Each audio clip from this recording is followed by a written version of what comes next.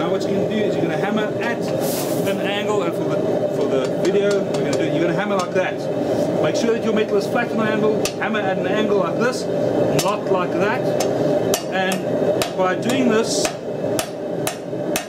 obviously not talking much less, working much harder, you can now see the metal. As I'm driving the metal in like this, okay, you can see the angle as I'm driving the metal in, the metal is flaring out. So I'm going to put it down on its side and then gently coerce it back into 8mm thick. Yes, this is 8mm thick stock bar that we're working with. Now, obviously the anvil is dirty. It's my turn to go and hammer again. The metal is right up to temperature again. Basically, first thing, I'm going to clean my anvil off. This is fire scale that's left on the anvil. First hammer session. What I want to do is I want to get rid of all of this. Okay, and I'm just wiping it off my anvil. The reason I'm getting rid of this is if I put some back. I put some back. There we go. I now go and place my metal on top of this and I hammer in. Obviously, the metal I'm driving down is hot. It's softer than the anvil face. This is cold, it's slag, it's fire scale, it's hot, harder than the actual metal itself. So this will impregnate itself in the metal. Okay. When I actually come to cleaning or grinding or finishing, polishing my blade, you'll all of a sudden notice all these little pit marks in your steel. And you can't figure out where they come from. And it's from that. So make sure that your anvil is clean before you start working. As we're going along, I will talk about forging safety and what you should take care of, but strike while the iron is hot is the same, and once again you can see it flare out, so we take care of that. And if you notice, as I'm hammering, you'll see the spot where I'm hammering is actually lighting. It's lighting up. There's friction. Okay, but the metal is already cold. I'm not going to continue working any further. I clean off the anvil. There we go. The hammer that I'll be using on this session, okay, this one here is a 1.5 kilogram engineering crossbeam hammer.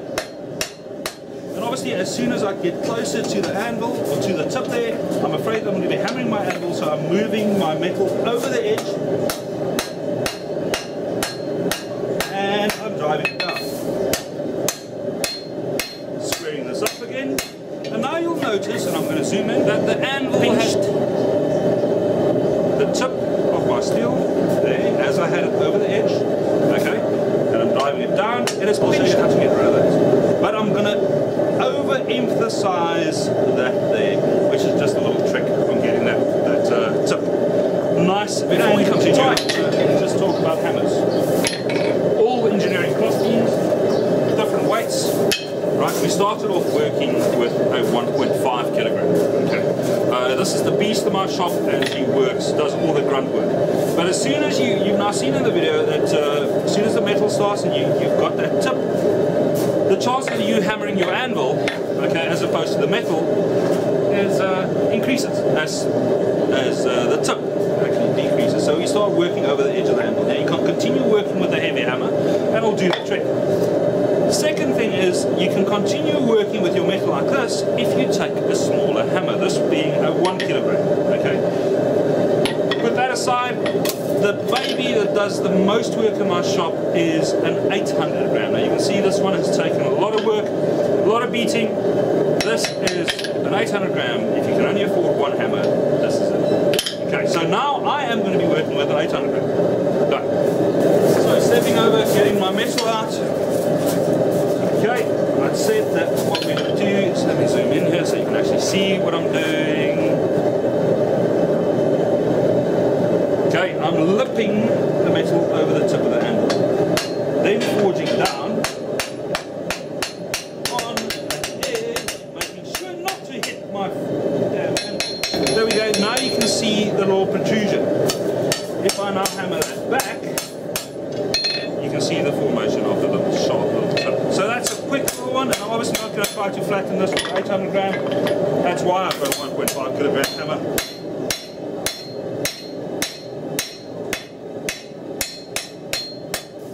Okay, now you can see the tip is all nicely formed already.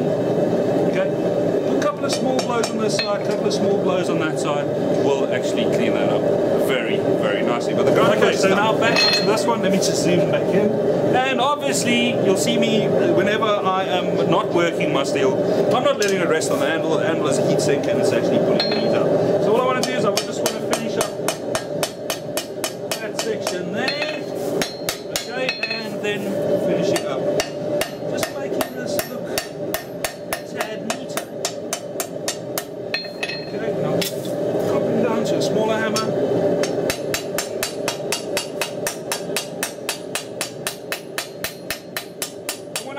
Close work, you'll notice how I'm holding my hammer. I'm choking the hammer completely to get more control over what I'm doing. Okay, my thumb is not on top of it, it's just to the side to get more control.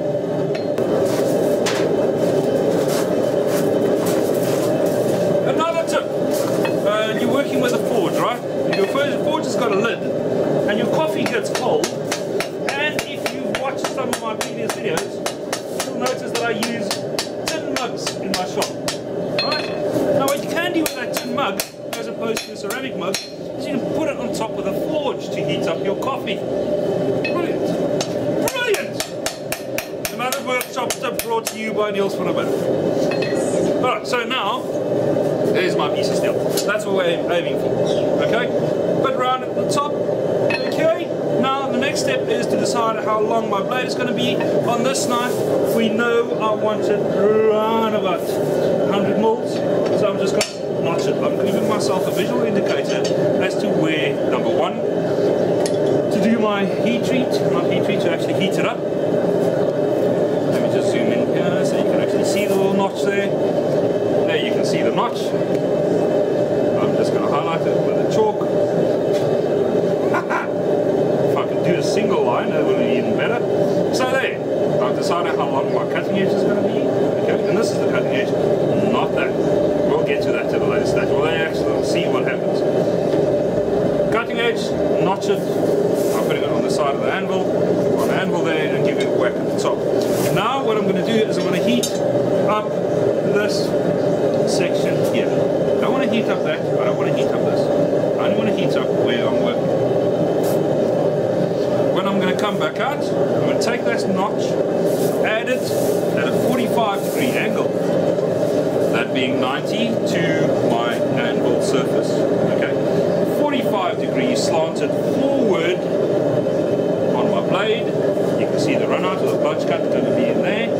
That little notch sitting here, I'm then going to focus my blows right there to now start drawing out the heel of it.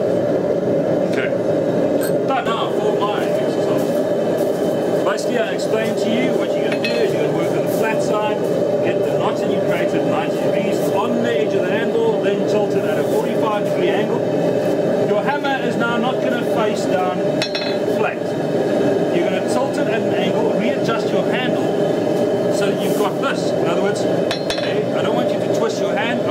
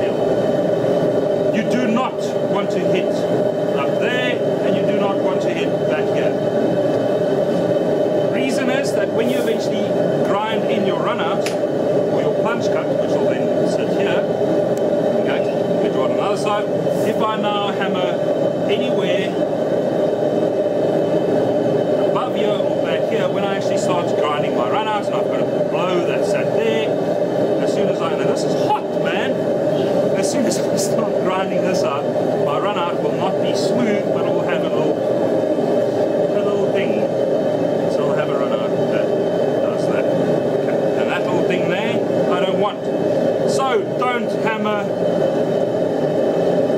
there at all. Once again, let's do a little frowny face.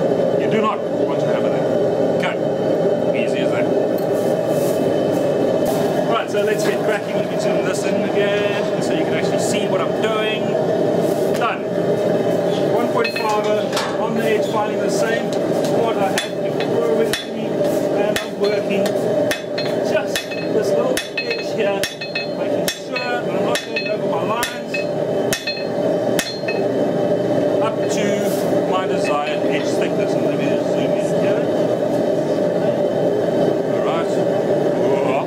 There's my desired edge thickness. From 8mm down, mine is about 2.2 at this point in time, which is a bit thin.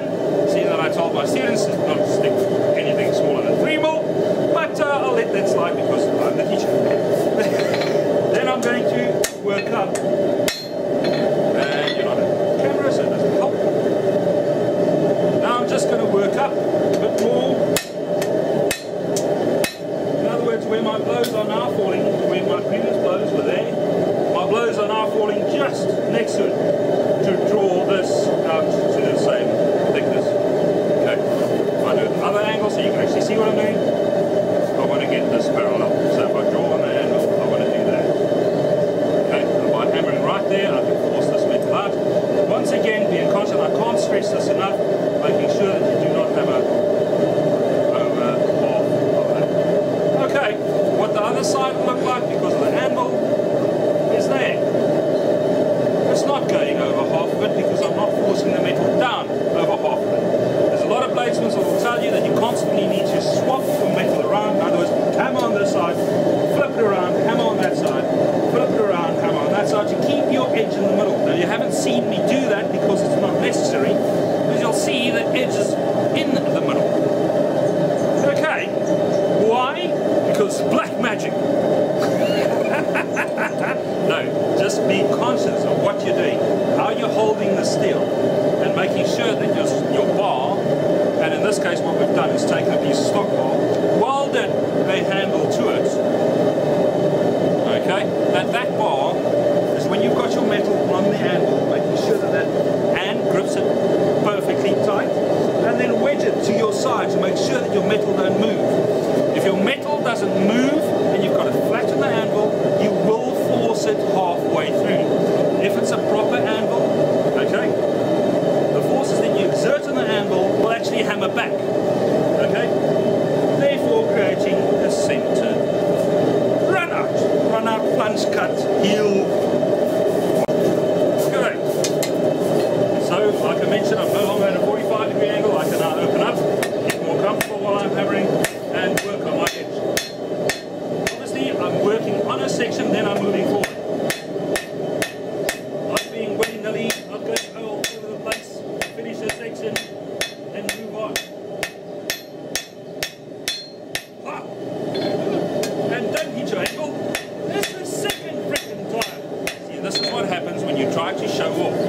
Okay, edge round up the same. You can see there that I've got thicker, so I need to just focus my blow right there. Get that edge out all the way to the front. And just neaten up my blows. Of course, I still have steel, or neaten my steel. Okay, and now you will notice that my edge, and let me just zoom in here, that my edge have fallen over to the one side. Okay, so let me just get my all-important pointer. My edge, now if I highlight this, you'll see it very nicely. My edge has now fallen over to the one side because I've only hammered it on this side, so you can see the proper ridge line there. Okay, and it sits at an angle like this where that surface there is flat now. So my next heat, I'm just going to spend getting this in the middle again. Alright, done. So, what I need to do is I've got it down to my 800 grams because I just want to move the metal, I don't want to move the metal, I just want to shift it. And you'll see I'm not putting a lot of effort into this, and there we go. My edge sits in the middle. Okay, and there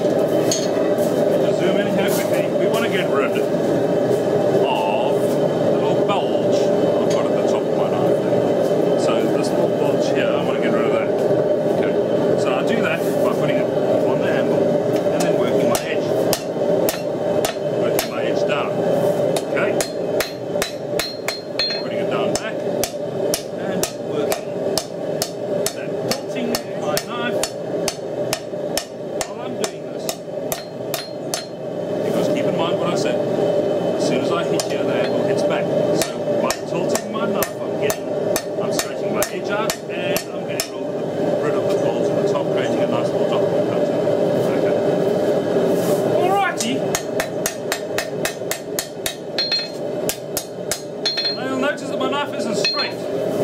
Soft blows, just to straighten the metal. I don't want to dent the metal. What I want to do is I want to move it around. You'll notice that thickness there. Okay, the thickness in the tip there, where the bulge was, and I'm going to be moving that out later. Basically what we're going to do on this run, okay, with this heat, is sort out this little taper. So from 8mm through to just a standard taper, and you never want to hammer that taper more than halfway up your blade. So only going to taper on that section there. Okay, make sense? How's this achieved? Just by hammering down there, checking whether my taper is perfect. Taper is good. Pulling it out. And you'll notice my grip on my handle has changed on my hammer to include my thumb at the top. So I've got more control. I'm not hitting as hard. And I'm now working that taper so that it is flat from there right through to the top. And you can see my chalk is not touching the spine yet, so I can see the highlight there, or the highlight, the ridge that I need to get rid of. And every one of them is a focused blow. Okay, I'm not going to town on this. I'm checking. That's better. See that? Other side. Brilliant. So I'm going to heat it, give it one more heat, and then sort out that taper all the way. So I've got half my blade is a nice flat taper. Right. You don't have to do it this way, okay? Thank you very much, sir. You don't have to do it this way because you guys are two in the shop. Works like an absolute charm. I am going to use chunky because I don't want to waste my own time. Okay, line that up, get it flat, and then get going.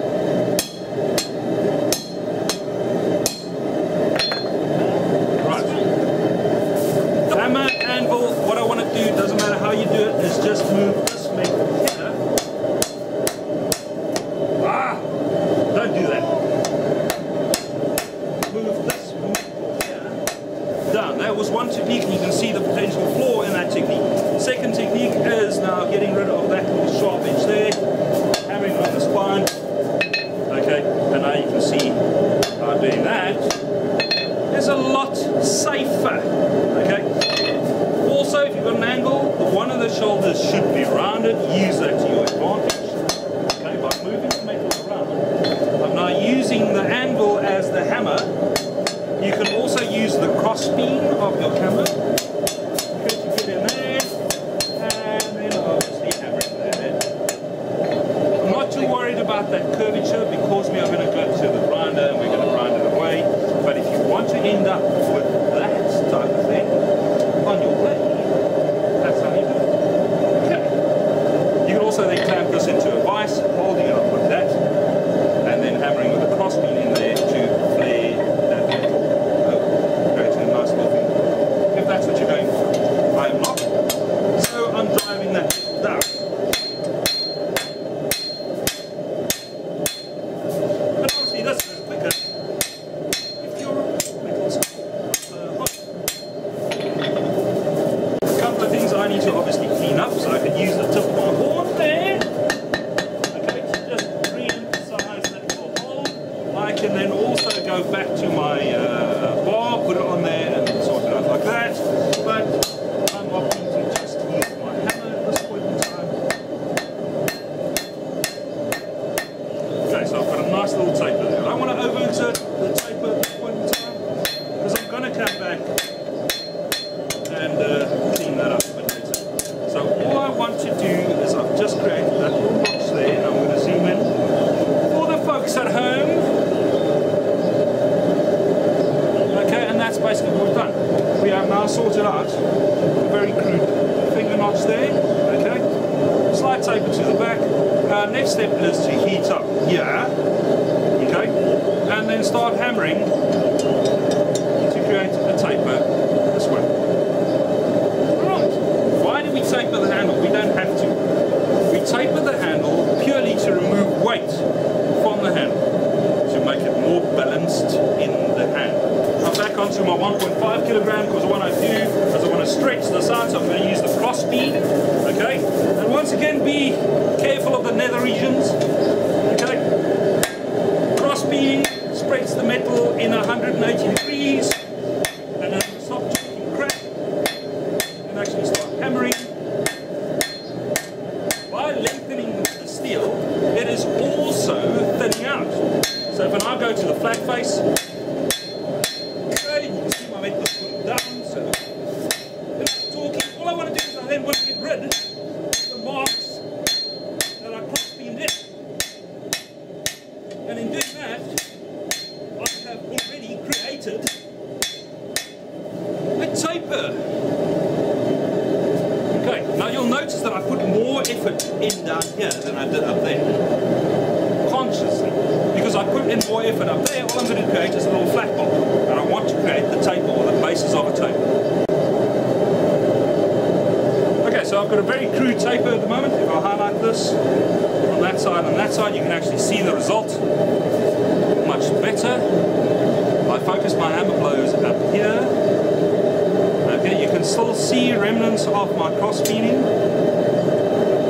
With a lighter hammer, I'll now go and work out and get this taper nice and flat, and then make sure that it sits in the center of my blade. Once again, working on So my how taper. thin must the back part be? Sorry? How thin must the back part be? You just want a gradual taper. I'd suggest about 4.5, 5 more.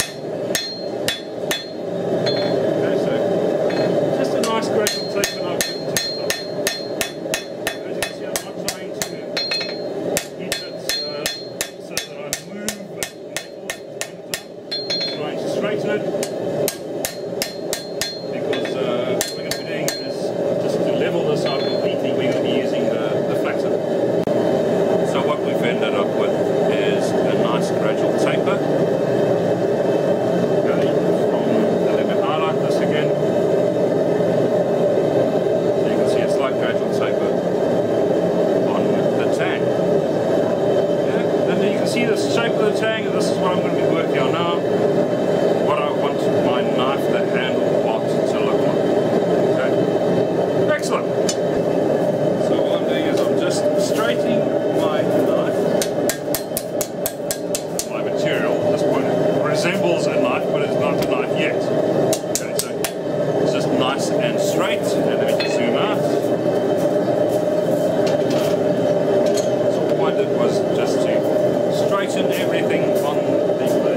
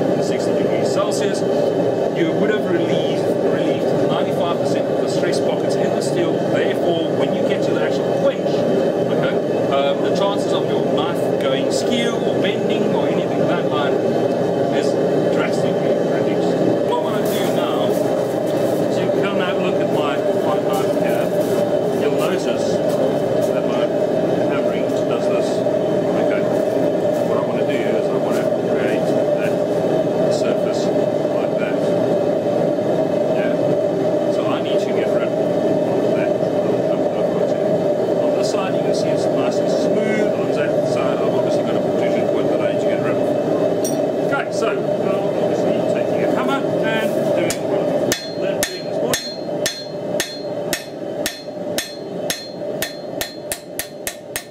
Very, very quickly.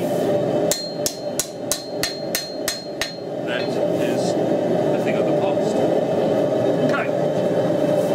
So that's why I said don't worry too much about the overall flatness of it, just get everything right.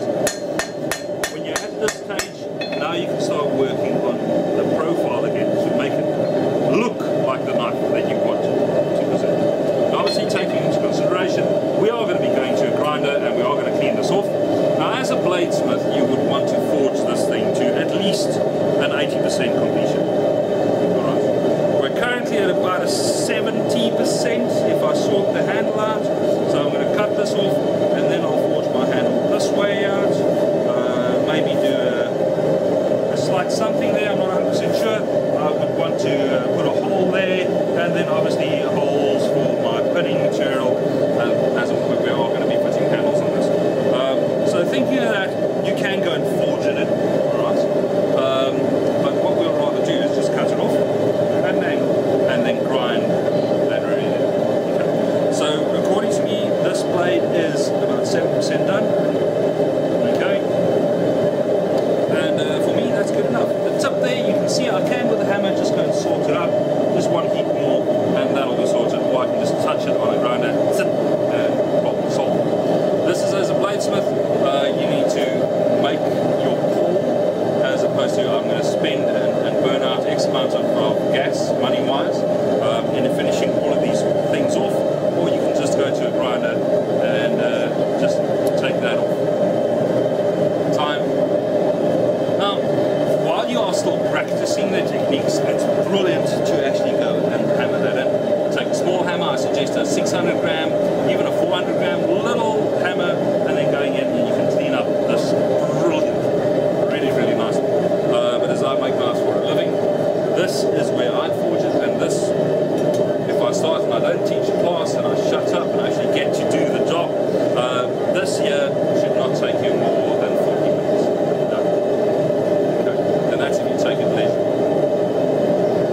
In a 2-hour knife challenge, you want to do this, if you spend more than a half an hour doing this, you actually waste it. Alright, but enough of that. That's what you want, everything nice and straight, and as it cools down you can see that it is cooling a bit. So you then sort her out. Okay. Done. Now I'm going to heat it up, non-magnetic all the way through, and then I'm going to put it on the drying rack. I'm actually going to tilt up the camera so that you can see what I'm doing on the forge. At the forge you can actually look at the temperatures. Okay. It's unlike the Bowie where we put the flatter on it to make sure that everything is nice. Yeah. Okay, this one I need to re-emphasize and practice the techniques that we learned yesterday. Yeah. It's all getting tapers done. Everything regarding knife making and bladesmithing, everything's around getting that taper. Taper to the edge, taper to the tip, taper to the tang. Yeah. The aim now is to heat up the knife, okay, from the tang right through to the tip. Everything not magnetic. So here we've got a magnet. Okay, it's not a trick magnet. There you can see it is not magnetic, it's not sticking, but there it is sticking. And that should be fairly obvious. There it is sticking, there it's not sticking. Okay, so that's how you determine what is not magnetic. So you're not going to be heating up the metal up to that color, which is yellow, orange. Okay, it's not red. So what you're going to be doing now, see that one is way too hot already. You are just going to in and out of the forge, in and out of the forge, heating up the thickest part of your metal first, right? Based on the spine, heating up the thickest part of your metal first, and then going in and out of the forge to get the entire piece that same color. Okay, there you can see color consistently right through the entire thing. Okay? As he's now cooling down, you can see the edge, which is